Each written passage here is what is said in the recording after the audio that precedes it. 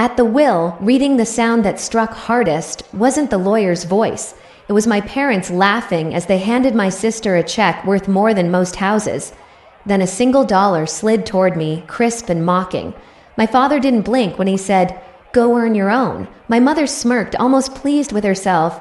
Some kids just don't measure up. No one disagreed, not even my sister. I stayed silent, my hands still on the table, while the lawyer hesitated over a sealed letter.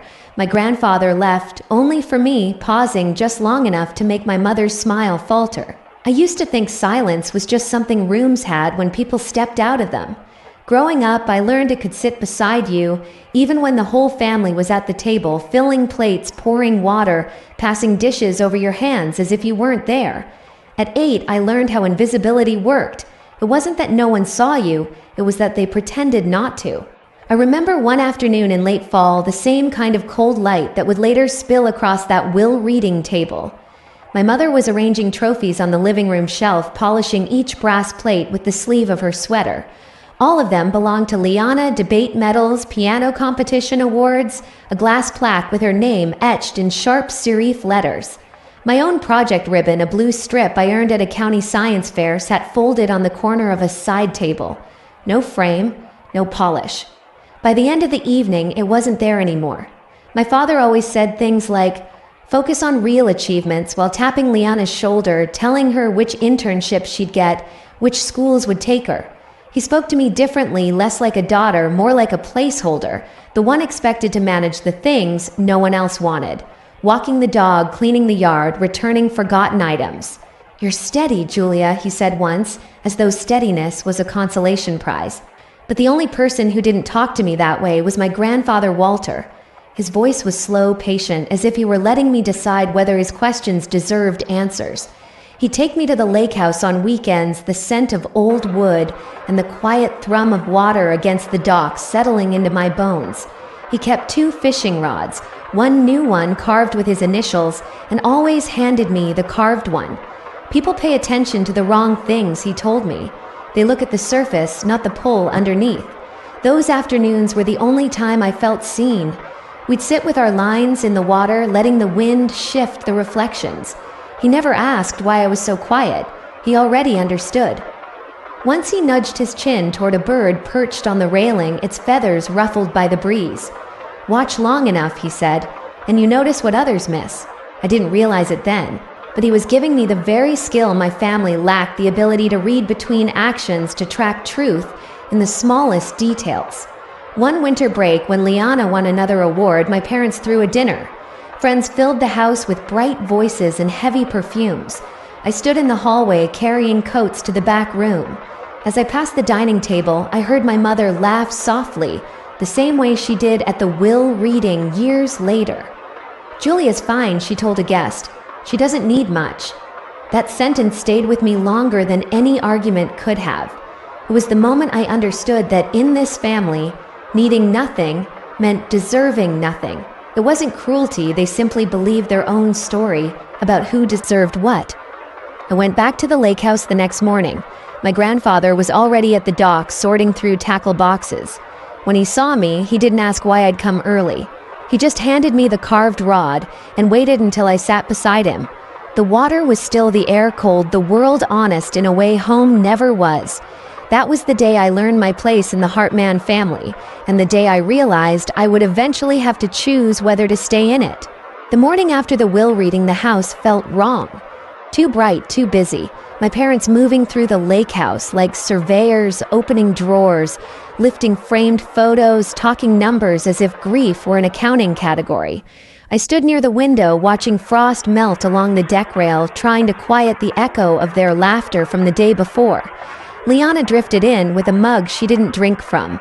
She hovered beside me like she wanted to say something meaningful, but couldn't risk choosing the wrong words. It was a shock for all of us, she murmured, eyes fixed on her reflection in the glass. "Not me, us." Even in comfort, she centered herself. My father entered next, carrying a stack of folders from my grandfather's office. He set them on the table and thumbed through the pages with the casual ownership of someone convinced they deserved everything. "We'll sort this," he said, meaning they would. His gaze skimmed past me the way one glances past a coat rack.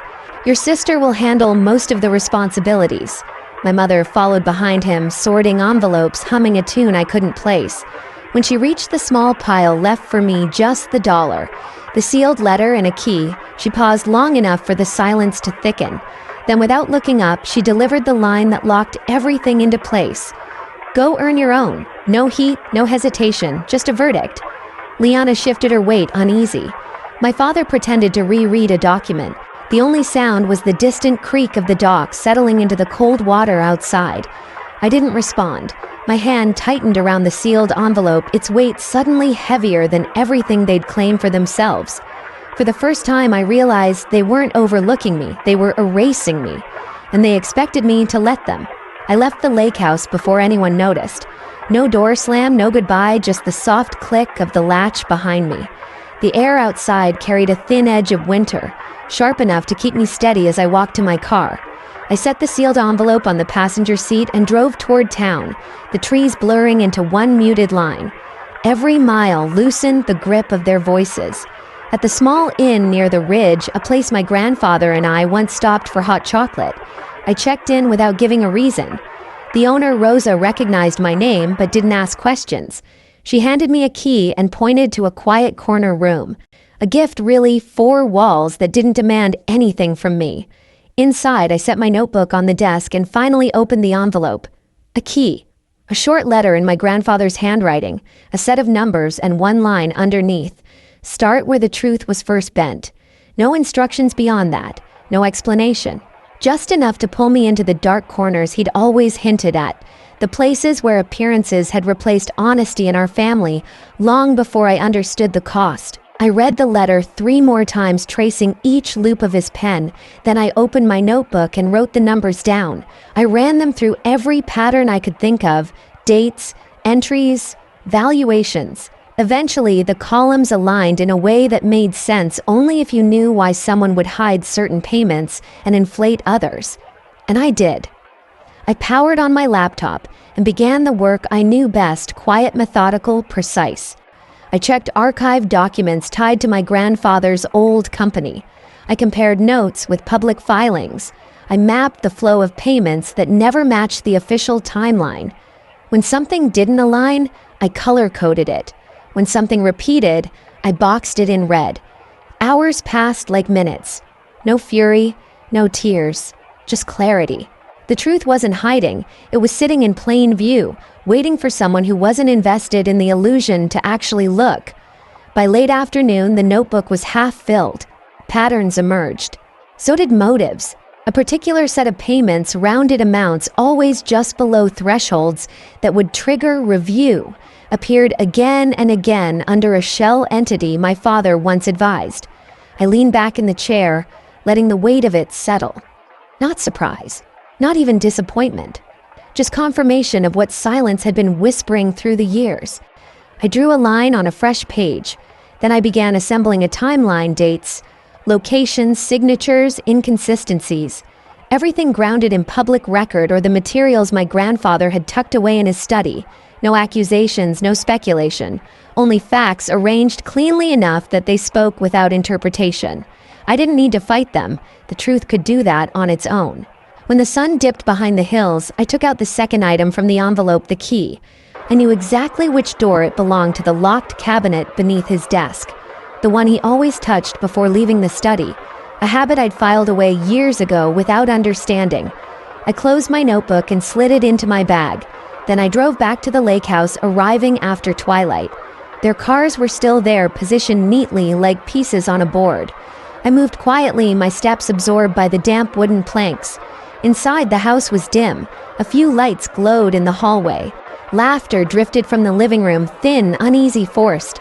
They were talking about investment projections. Even now, still hungry, I slipped into the study without being seen. The air inside was still holding the faint scent of old books and cedar.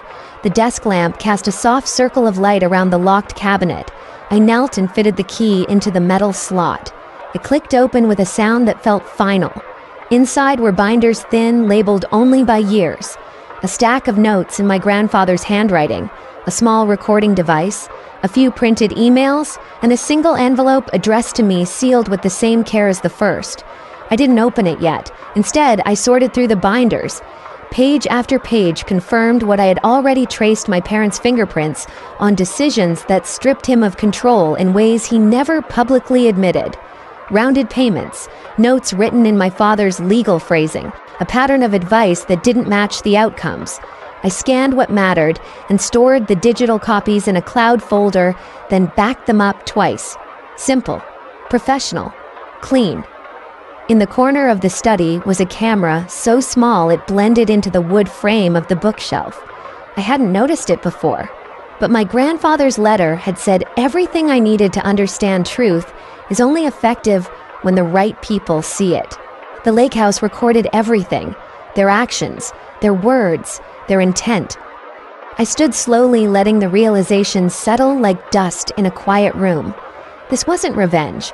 This was administration carried out by a system he built, now placed in my hands.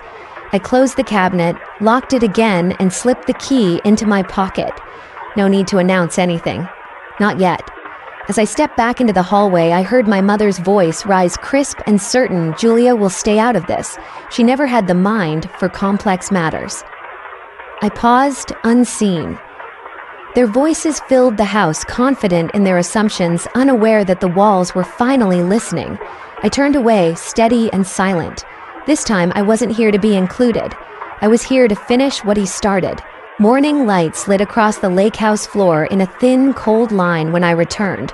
My parents were already dressed too formal for the hour, too composed for what they believed was still under their control. Liana hovered nearby, twisting the edge of her sleeve. When the knock sounded, all three straightened as if bracing for applause. It was only Mr. Boone, my grandfather's longtime friend. He stepped inside quietly, carrying a folder and a small device. He nodded at me first, then at the others. No greeting. My mother's smile tightened. "Is this necessary?" He didn't answer. He simply placed the folder on the table and pressed a button on the device. The room filled with the soft click of an audio file starting. Then came my grandfather's voice, steady, unmistakable, recorded in the same study where my parents had spent yesterday tearing through his things. If this is being heard, it means the conditions have been met. My father shifted, caught off balance. My mother's expression stayed rigid. Grandpa continued. "I trusted the people closest to me to handle my work with integrity. Some did not. So I left instructions to ensure the truth would be seen clearly without debate." A second click. Footage appeared on the small screen, my parents in the study, opening drawers, discarding photos, evaluating items like inventory.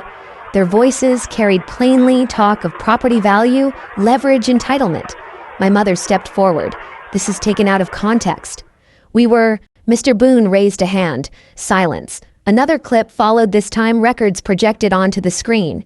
Payments, notes, rounded numbers. The same anomalies I had circled in my notebook. My father's initials appeared more than once. My mother's signature on advisory memos she had always claimed were routine. My father